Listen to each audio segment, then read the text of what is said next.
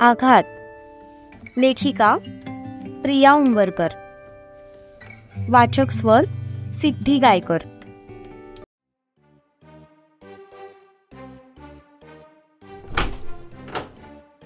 अबे सूर्या, मी बाथरूम मध्ये दिसत नाहीये तुला?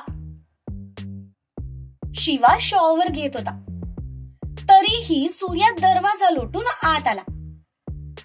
ती रूम शिवाची एकट्याचीच होती, त्यामुळे तो कधीच बाथरूमच्या दाराचं लॉक लावत नव्हता, फक्त लोटून घ्यायचा. आणि हे सूर्याला पण माहित होतं, त्यामुळे तो डायरेक्ट दरवाजा लोटून आत आला. दिसतोयस की न दिसायला तू काय मिस्टर इंडिया आहेस? गाढवा सूर्या, मी अंघोळ करतोय दिसतंय ना, मग तरी पण तू आत कशाला आलास? कारण मला पण अंघोळ करायची आहे, ते पण थंड पाण्याने. सूर्याने अंगातला शर्ट काढला आणि बादलीमध्ये पाणी चालू केलं.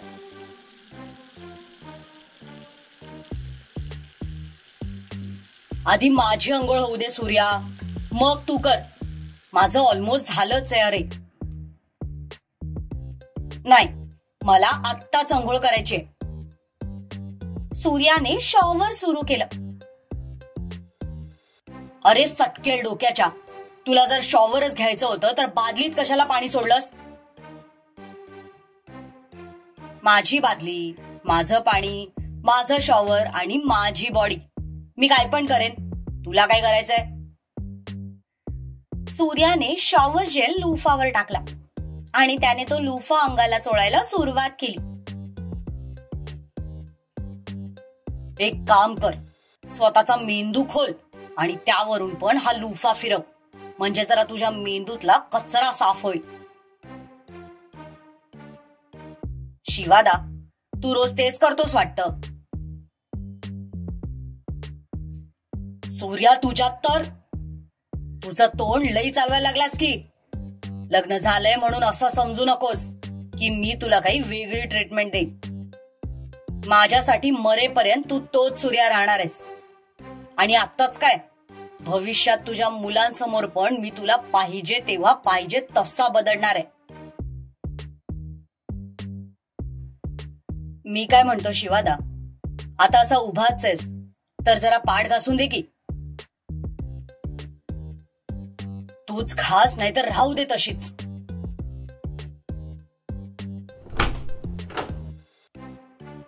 शिवा दरवाजा उघडून बाहेर निघून गेला. सूर्याला मात्र त्याने काहीही फरक पडला नाही. तो आपला बिनधास्त अंघोळ करण्यात बिझी झाला. नंतर सूर्या पण त्याची अंघोळ आटपून बाहेर आला.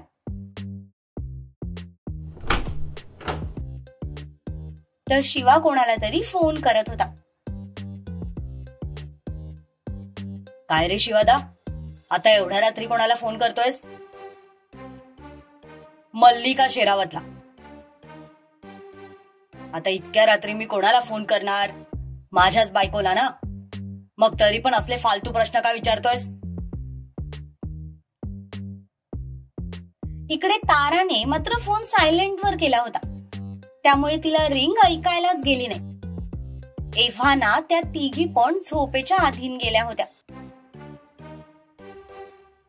शिवादा, अरे झोपल्या असतील रे त्या, कशाला डिस्टर्ब करतोयस त्यांना? झोपायचंच होतं तर एक मेसेज तरी करून सांगायचं ना. अरे भावा, त्या आपल्या बायका आहेत, एम्प्लॉई नाही. प्रत्येक गोष्ट आपल्याला सांगून करायला. असं बघू नकोस, शिवराज बाबाच्या सानिध्यात राहून आता माझ्यामध्ये पण मॅच्युअरनेस आलाय असं लोक म्हणतात. सूर्याच्या बोलण्यावर शिवाने फोन बाजूला ठेवला आणि तो रूमच्या बाहेर जाऊ लागला. आता इतक्या रात्री कुठे चाललायस? माईकडे.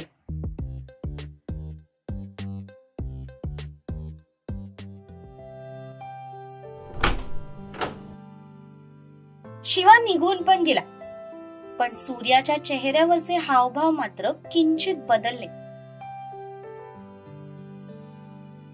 आई, आज तू हवी होतीस. I missed you so much. सूर्याने सुस्कारा सोडला.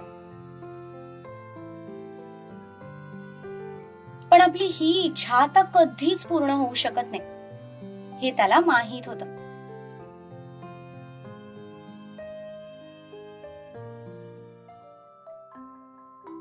इथं शिवा भरभर पायऱ्या उतरत खाली आला आणि अप्पांच्या रूम कडे जायला निघाला. तितक्यात त्याला किचन मधून कसला तरी आवाज आला. तशी त्याची पावलं आपोआप त्या दिशेला वळाली. तो किचन मध्ये गेला तर माई दूध तापवत होत्या. माई, अगं तू इतक्या रात्री इथे काय करतेस? अच्छा, अप्पांना दूध हवंय का? नाही रे, तुमच्यासाठीच हळदीचं दूध तयार करते. गरम गरम दूध पिलात ना की अंगातली सगळी मरगळ निघून जाईल बघ. अगं पण मग एवढं दूध पुरणार नाही. हे दूध तुमच्या तिघांसाठीच आहे. त्या तिघी केव्हाच झोपल्यात. मी जाऊन बघून आले. थकल्या असतील बिचाऱ्या. माई आल्यानंतर लगेच लग्नाच्या गडबडीला सुरुवात झाली होती. त्यामुळे इच्छा असूनही त्याला कधी निवांत असा त्यांच्यासोबत वेळ घालवायलाच मिळाला नाही. आणि जेव्हा त्याला वेळ असायचा तेव्हा माई अप्पांसोबत असायच्या. त्यामुळे दोघांना डिस्टर्बन्स नको म्हणून तो त्यांच्या रूम मध्येच जायचा नाही. माईंनी दुधात थोडी गवती चहाची पानं टाकली आणि इलायची पण टाकली. तितक्यात पाठीमागून त्यांना एक विळखा जाणवला. आधी तर त्या दचकल्या, पण नंतर त्यांच्या लक्षात आलं की ते शिवाचेच हात आहेत. माई, आय एम सॉरी. लग्नाच्या गडबडीत तुझ्याशी नीट बोलायलाच जमलं नाही. नाही रे राजा, तू का वाईट वाटून घेतोस? आणि आता तर आपण सोबतच राहणार आहोत, त्यामुळे बोलायला भरपूर वेळ आहे.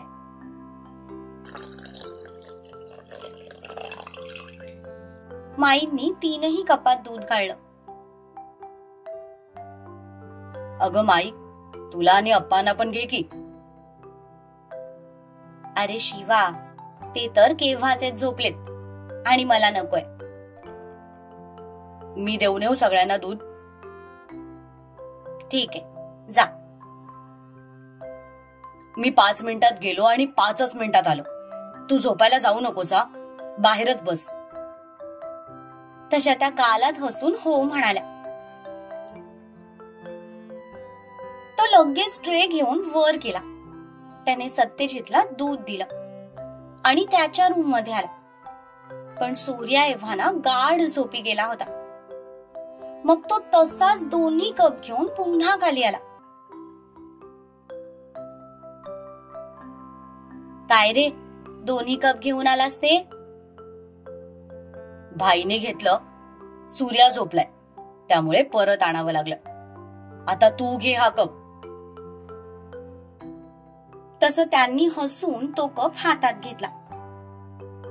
दूध वाया जाण्यापेक्षा पिलेलं चांगलं असा त्यामागचा विचार. शेवटी गृहिणीच ती.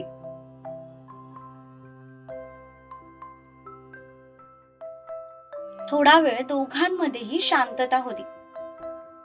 आता आपल्या आईसोबत काय बोलायचं याचा तो विचार करत होता.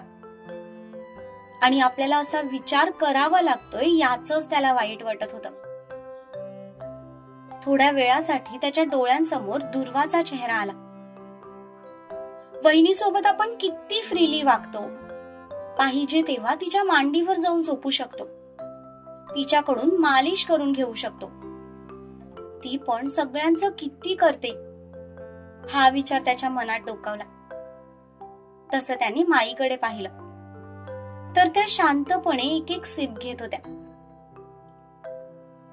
दोघांचंही दूध पिऊन झालं तसं त्यांनी कप्स बाजूला ठेवले.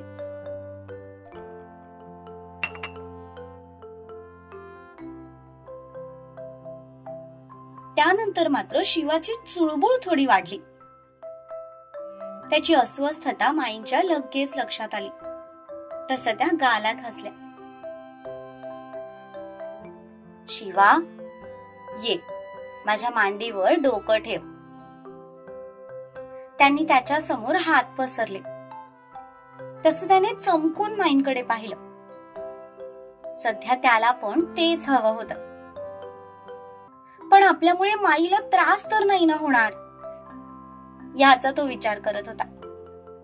पण त्या वेड्याला हे माहित नव्हतं की एका आईला आपल्या मुलाचा त्रास कधीच होत नाही. तिच्यासाठी तिचं बाळ कितीही मोठं झालं तरी ते लहानच असतं. तो किंचित गालात हसला आणि पुढे सरकून त्याने माईच्या मांडीवर डोकं ठेवलं. तो सोफ्यावर आडवा झोपला.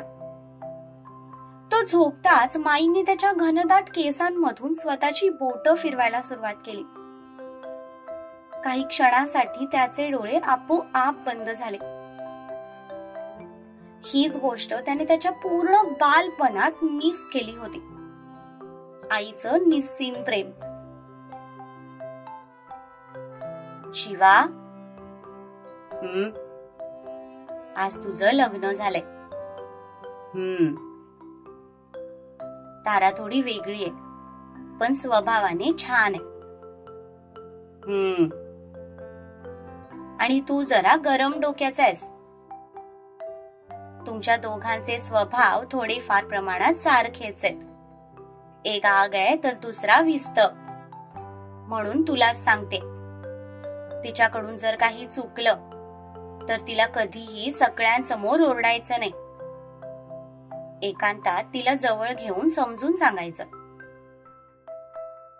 आणि जर कधी तुझ्याकडून काही चुकलं तर तिच्या समोर माफी मागायला घाबरायचं नाही. माई, पण तू हे सगळं आता का सांगतेस? अरे, कारण उद्यापासून तुमचा संसार सुरू होणार आणि तुला या गोष्टींची जाणीव हवी. तिच्यासाठी इथलं जग थोडं वेगळं आहे.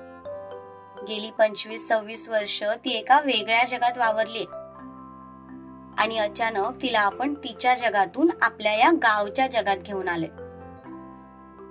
त्यामुळे तिला ऍडजस्ट व्हायला थोडा नाही तर भरपूर वेळ लागेल. हे आधी स्वतःच्या मनाला समजावून सांग, म्हणजे तुझ्यासाठी सगळं सोपं होईल. अगं माई, पण आपण थोडी ना तिच्यावर कुठल्या गोष्टीची जबरदस्ती करणार आहोत.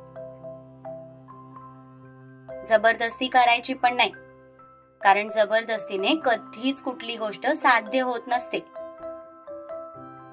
That I know. आणि हो, अजून एक गोष्ट, तुमच्या दोघांचं वहिनी प्रेम मी समजू शकते, पण बायको समोर जास्त वहिनी करत जाऊ नका.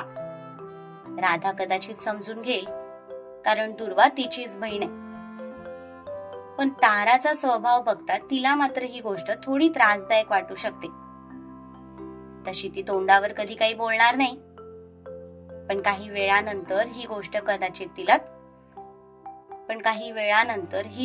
कदाचित तिला खटकू लागेल. असं काही होणार नाही माई. तू ना जरा जास्तच पुढचा विचार करतेस. पुढचा विचार करते म्हणूनच सांगते. एकत्र कुटुंब दिसायला खूप चांगलं वाटतं, पण ते बांधून ठेवणं तितकंच अवघड असतं राजा. तुम्ही तिघे भाऊ एकाच रक्ताचे आहात, एकाच घरात लहानाचे मोठे झालेले आहात. त्यामुळे तुमच्यात भांडणं झाली तरी दुसऱ्या दिवशी तुम्ही गोड होऊन एकत्र येऊ शकता, आणि येतात सुद्धा. पण घरच्या सुना मात्र या रक्ताच्या नसतात. वेगवेगळ्या घरातून आलेल्या असतात, वेगवेगळ्या विचारांच्या असतात. त्यामुळे त्यांना जर घरात एकत्र बांधून ठेवायचं असेल तर आपल्याला त्यांच्या विचाराने थोडंसं चालावं लागतं, त्यांना समजून घ्यावं लागतं. आणि एकदा का त्यांची खात्री पटली ना की या घरात आपल्याला सुद्धा इक्वल महत्व दिलं जातं, की मग त्या सुद्धा सासरच्यांना आपलंच मानतात. माई त्याला समजावून सांगण्याचा प्रयत्न करत होत्या, कारण त्यांना राधाकडून कसलीही चिंता वाटत नव्हती. तिचा मूळचा स्वभावच अबोल आणि समजूतदार आहे हे त्यांच्या पारख्या नजरेने ओळखलं होतं. पण काही वेळापूर्वी जसं तारा लग्नाचे खेळ खेळताना सुद्धा त्याला भरपूर टशन देत होती. तिचं स्वतःचं असं एक वेगळं अस्तित्व आहे हे दाखवून देण्याचा प्रयत्न करत होती.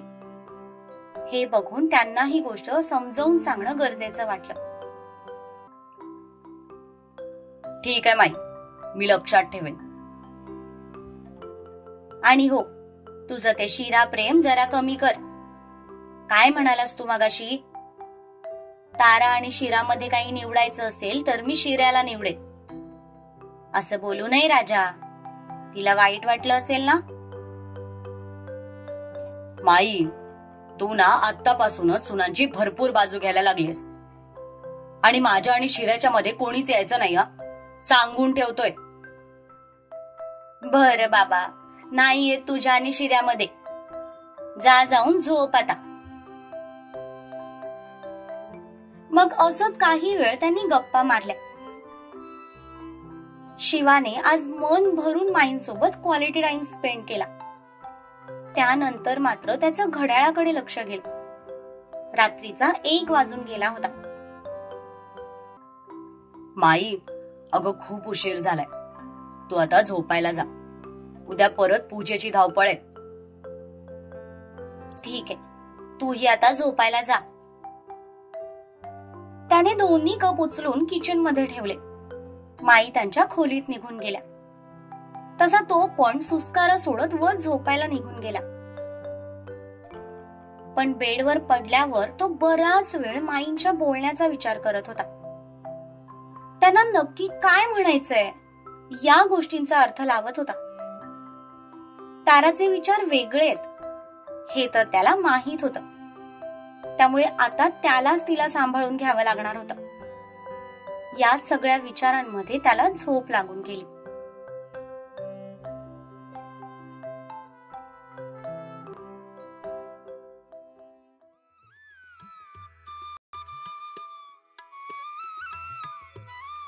अगं काय करताय तुम्ही बायका? अजून तुमच्याकडनं प्रसादाचा शिरा झाला नाही वय? अक्कासाहेब स्वयंपाकघरात आल्या. आज माणसांची बरीच वर्दळ होती. त्यामुळे कामाला काही बायका बोलवल्या होत्या. आत्या, तुम्ही जास्त लोड घेऊ नका बरं, मी आहे ना इथे. तुम्ही जा, बाहेर जाऊन बसा आणि गुरुजींनी पूजा मांडली की नाही ते बघा. अक्कासाहेब बाहेर गेल्या तसं माईंनी आतमधला सगळा ताबा स्वतःकडे घेतला.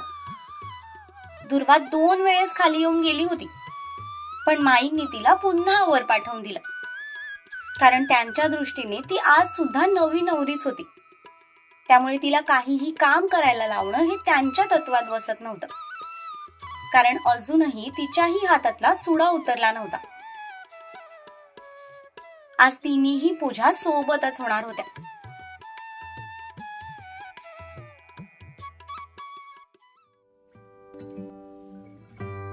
ताई, हे ठीक दिसतंय ना?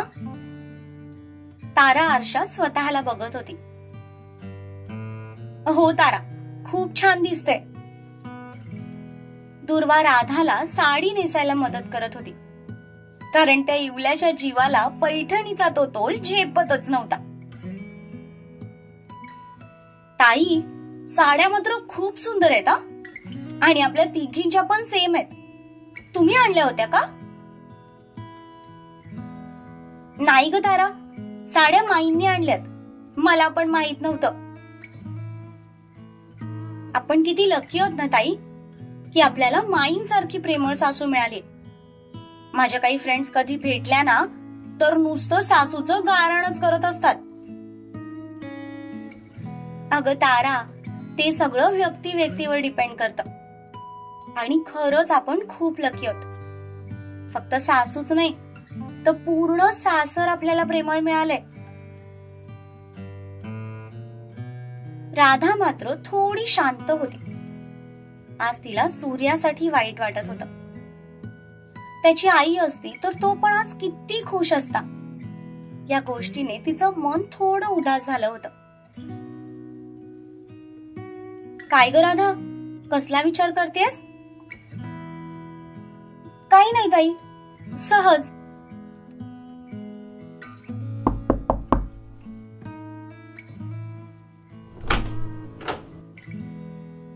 ताईसाहेब, तुम्हा तिघींना खाली बोलवले, पूजा सुरू होणार आहे.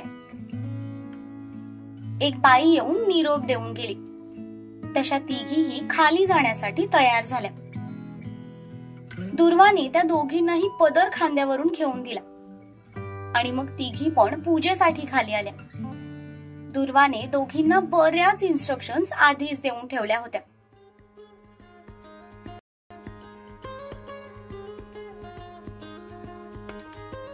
त्या तिघी एक एक करत खाली आल्या.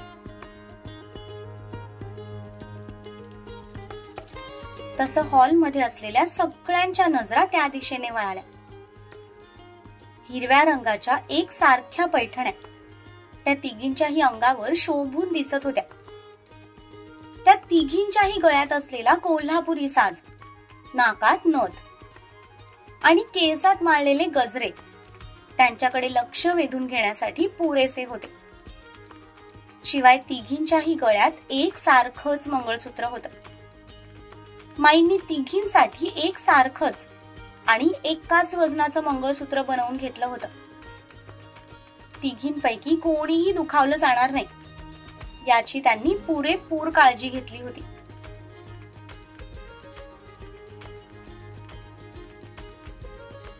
बाकी सगळ्यांसोबत त्या तिघांची सुद्धा नजर त्या तिघींकडे गेली. तसे ते पाहतच राहिले.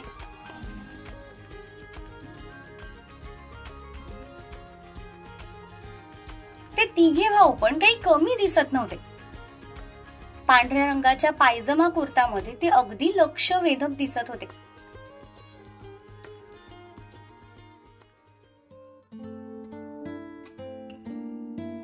दुर्वाकडे बघून मात्र सत्यजितच्या कपाळावर किंचित आठ्या पसरल्या, कारण तिचा चेहरा नेहमीपेक्षा थोडा कोमेजलेला वाटत होता, जे त्याच्या शार्प नजरेतून सुटलं नाही.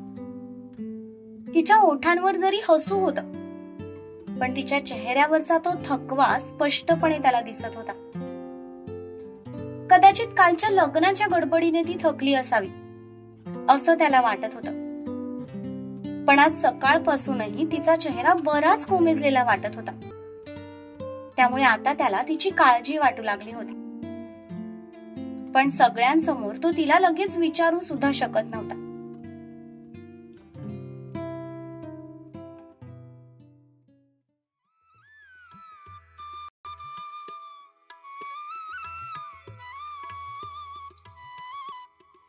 चला, आता प्रत्येक जोडप्याने आपापल्या जागेवर बसा. गुरुजींच्या म्हणण्यावर तिघेही आपापल्या पाटावर जाऊन बसले. त्या तिघी सुद्धा आपापल्या नवऱ्यासोबत त्यांच्या शेजारच्या पाटावर जाऊन बसल्या. पाटावर बसताच दुर्वाने त्या दोघींकडे बघून इशारा केला. तसं त्यांनी खांद्यावरचा पदर डोक्यावर घेतला.